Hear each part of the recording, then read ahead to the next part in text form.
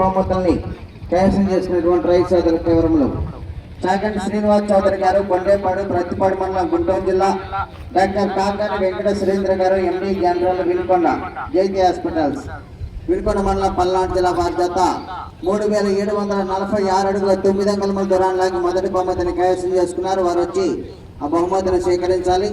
రెండవ బహుమతిని ఆలా మోహన్ రావు గారు గొల్లపూడి కోటయ్య చౌదరి గారు నాగులపాడు పెదనందిపాడు మండలం గుంటూరు జిల్లా వారి జత 3692 అడుగుల 7 అంగుళముల దూరాన్ని లాగి రెండవ బహుమతిని కైవసం చేసుకున్నారు. వారు వచ్చి ఆ బహుమతిని స్వీకరించాలి. మూడవ బహుమతిని గొర్ల గోపాల్ గారు రాజంపల్లి దర్శి మండలం ప్రకాశం జిల్లా వారి జత 3687 అడుగుల 3 అంగుళముల దూరాన్ని లాగి మూడవ బహుమతిని కైవసం చేసుకున్నారు. వారు వచ్చి ఆ బహుమతిని స్వీకరించాలి. నాలుగవ బహుమతిని కేలం పద్మానాయుడు గారు కండ్రిక ఫిరంగిపురం మండలం గుంటూరు జిల్లా వారి జత 3617 అడుగుల 10 అంగుళముల దూరాన్ని లాగి నాలుగవ బహుమతిని కైవసం చేసుకున్నారు. వారు వచ్చి ఆ బహుమతిని స్వీకరించాలి.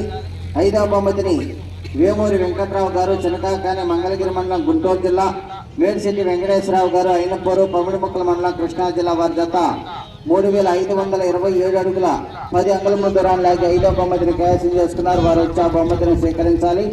ఆరవ బహుమతిని కన్యదార రామతేజ చౌదరి గారు పెదకూరపాడు మండలం పల్నాడు జిల్లా వారి జత 3469 అడుగుల 1 అంగుళముల దూరాన్ని లాగి ఆరవ బహుమతిని కైవసం చేసుకున్నారు. వారు వచ్చి ఆ బహుమతిని స్వీకరించాలి.